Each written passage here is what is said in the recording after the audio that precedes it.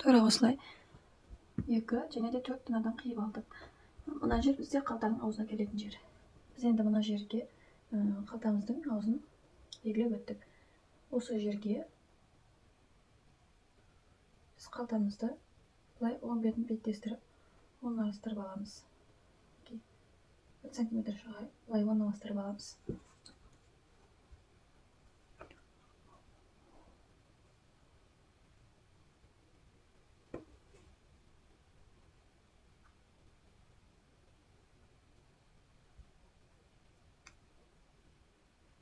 Осылай орналастырып, екінші жағында тура солай.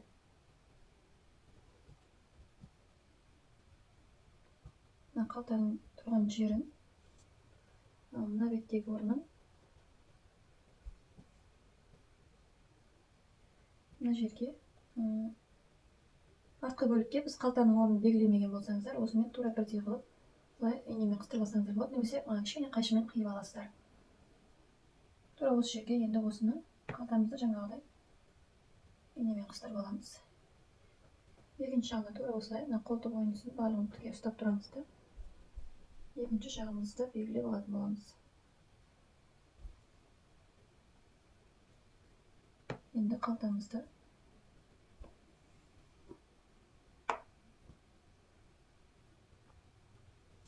белгілеп аламыз. Екінші жағында тура солай.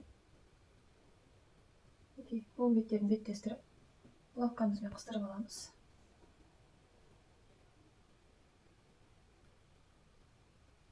Енді осыны қыстырып болған кейін, тура мына жерден 1 сантиметр, немесе 0,8 сантиметрде тігіп аламыз. Тігіп болғаннан кейін, мына оң жағын, мына жағы тура осы күйінде қалады. Мына жағын тігіп болғаннан кейін, мынаны былай, қалтаның ішкі жағынан жіңішке қылып тігіс түсіріп алатын боламыз. Бұл бізде қалтамыз сыртқа шығып кетпес үшін қажет болады. Одан кейін барып, осылай, мына 1 сантиметр неға шығардық қой, сол жерден бастап былай айналдыра отырып 1 сантиметрмен екі қалтамызды қосып алып, былайынан тігіп келетін боламыз. Мен біздің қалтамыз дайын. Ал жеңімізді кәдімгідей қондырып алатын боламыз. Осылай жанын тігіп аламыз, қосып. Жеңіміздің жанын тігіп, аверлокқа салып алатын боламыз. Одан кейін мына қолтық ойынысына әкеп қондырып аламыз. Тура осы қолтық ойынысына тура келеді. Тура осылай, центрмен, иығымен центрін белгілеп қыстырып аламыз, және де жан тігістерді біріктіріп аламыз да, айналдыра отырып тігіп алатын боламыз. Ал жеңнің аузын аверлокқа салып, бір қайтарып былай тігіп аласыздар, резина өтетіндей қылып, шамамен былай тігіп аласыздар. Резина өтетіндей қылып қайтарып тігіп аласыздар, немесе жіңішке қылып қайтарып, одан кейін резинка өтетіндей қылып, 1,5 сантиметрдей қылып, мына жерге резинка өтетіндей қылып қайтарып тігіп аласыздар. Сөйтеміз да резинка өткізетін боламыз.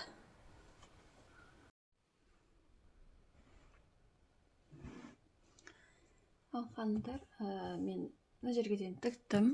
Енді қалтасын тігіп алдым.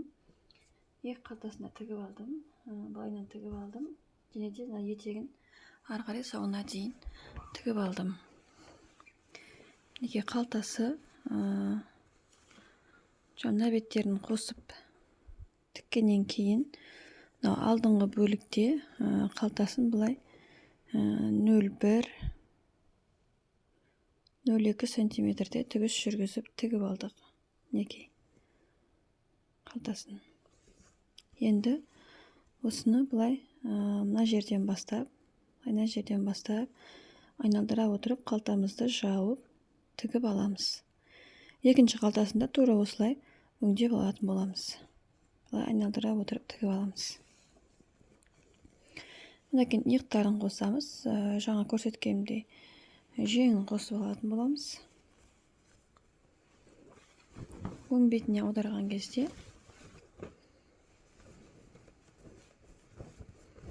қалтамыз бізде былай көрінеді. Неке жанында осылай тұратын болады. Қалтамыз мына жерде ішінен тігіс түсірдік қой біз. Сол үшін неке бізде қалтамыз сыртқа шығып кетпей әдемі болып тұратын болады. Осылай қолдарыңыз салып, қалталарыңызға нәрсе сала бересіздер. Мына тігістер мына артқы бөксе тігісі мен алдыңғы тігісі екеуі бірге қосылып тұратын болады. Осылай өңдеп алдық.